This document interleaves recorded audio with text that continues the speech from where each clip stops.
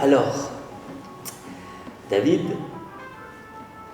le Cap d'Agde, quel est le secret de cette magie, de cet enthousiasme, de cette réussite?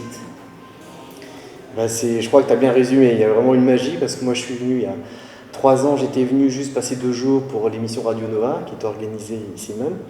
Et tout de suite j'ai respiré l'atmosphère un peu magique de ce Cap d'Agde avec des enfants, des futurs champions, des personnes âgées qui apprennent à jouer, des adultes qui s'y remettent et tout ça, une effervescence permanente de parties officielles, de parties officieuses, d'entraînement. Enfin voilà, c'est une semaine vraiment magique, en plus dans un cadre où la plupart du temps il fait beau, et où on mange très bien, et donc vraiment un esprit à la fois familial et de convivialité et de compétition. Donc à mon avis, c'est unique en France.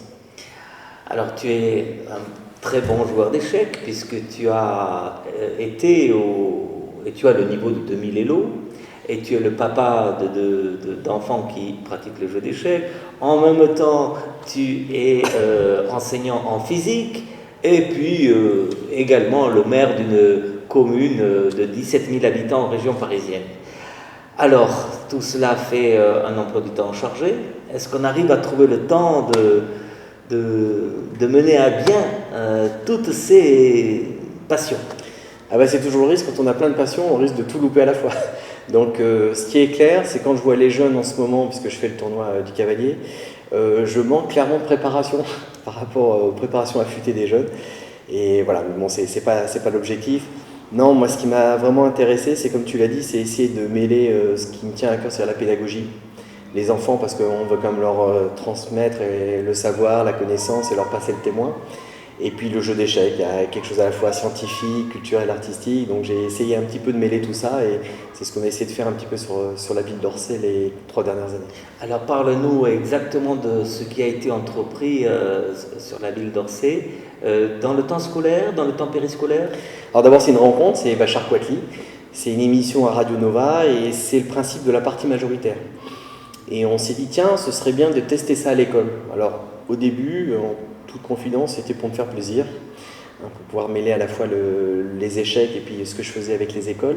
Et puis très vite, j'ai vu que ça allait bien au-delà de mes espérances, puisque l'idée, c'est effectivement, on est sur le temps scolaire, donc avec l'accord de l'inspection et des enseignants, et on a le principe de la partie majoritaire, c'est-à-dire les enfants jouent contre le maire, et donc toute la classe participe, puisqu'ils ont des tablettes, donc il n'y a pas le problème de devoir lever le doigt, d'être moqué par les copains quand on joue un mauvais coup. Chacun joue son coup sur la tablette. Et l'intervenant, qui est quelqu'un qui est formé pour ça, qui a beaucoup d'expérience, permet comme ça de discuter, ça lui permet de discuter des coups proposés par les enfants sans les stigmatiser, de dire pourquoi tel coup est bon, tel coup est un petit peu moins bon. Une démocratie participative. Tout à fait, mais à la fois qui tire vers le haut, puisqu'une fois que le coup est sélectionné, personne n'est éliminé et les enfants peuvent participer au coup suivant. Donc c'est le principe de cette partie majoritaire où c'est un esprit un petit peu de la classe. verticalité et l'horizontalité. Exactement, réunis. Tout ça pour essayer de battre le maire, évidemment. Bon, et tout ça c'est politiquement correct, tout ça, le jeu d'échecs pour tous. Alors, de l'engagement municipal pour les échecs à l'engagement national, de la rencontre avec Bachar Kouatli, tu as décidé de t'engager à ses côtés pour la présidence de la Fédération française d'échecs. Alors, est-ce que tu peux m'en parler et quelles sont les grandes lignes de vos ambitions? Alors d'abord, moi ce que je fais sur Orsay depuis 3 ans, j'aurais pu me dire très bien, ça marche, je le garde pour moi, tant pis pour les autres, et puis voilà. Et puis comme ça je serai réélu, les autres non, c'est vrai. Non, c'est pas du tout mon état d'esprit, c'est parce que je pense que au-delà même des échecs, cette pratique de la partie majoritaire, de la participation des enfants sur une matière, qu'elle soit échec ou autre, à mon avis, ça doit être développé au niveau de l'éducation nationale. Donc moi, c'est quelque chose que je voudrais faire au niveau national sur l'exemple des échecs, mais après, j'ai l'objectif de faire ça avec des matières plus classiques, anglais, mathématiques, français. Mais dans un premier temps, je veux qu'on puisse faire la démonstration au niveau national que ça marche. Et donc, quand j'ai vu que Bachar était intéressé pour monter une liste, qu'il avait réuni autour de lui des gens qui sont du milieu des échecs, des pédagogues, mais des chefs d'entreprise, des gens du marketing, de la communication, des acteurs politiques, je me suis dit, il a tous les atouts en main pour vraiment développer le jeu d'échecs.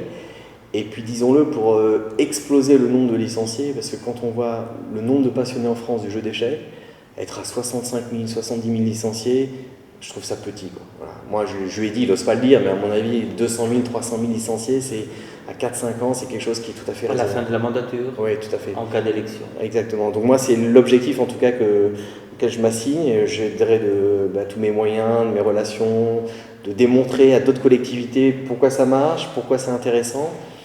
Parce que je connais beaucoup les maires, les décideurs politiques, et ils foncent à partir du moment où ils savent que ça a marché quelque part. Il y a ce côté-là un peu, ah, ça a marché là, donc moi je veux l'avoir chez moi, ça marche comme ça. Et donc l'idée, c'est s'appuyer sur les exemples qu'il y a eu à Orsay, qu'il y a eu au Blanc-Ménil aussi, qu'il va y avoir à Chartres très bientôt, pour dire voilà, ça marche, et du coup allons-y tous ensemble, et du coup ça se multiplie à l'infini. Merci David. Un dernier mot pour le trophée Karpov. Et, tu as l'occasion de suivre ces parties magiques. Y a-t-il un joueur qui t'impressionne en particulier? Ah bah très clairement, c'est Anatoly Karpov. D'abord, parce que je dois l'avouer, moi j'étais un fan petit de Garry Kasparov, donc pour moi ça fait déjà depuis 2-3 ans que c'est une réhabilitation d'Anatoly Karpov. Et puis, comme je suis égoïste et que je vois qu'actuellement je me fais battre par des 13-14 ans, et que je vois qu'il a 65 ans, je me dis finalement j'ai tout l'avenir devant moi, grâce à lui. Merci. Merci. À bientôt.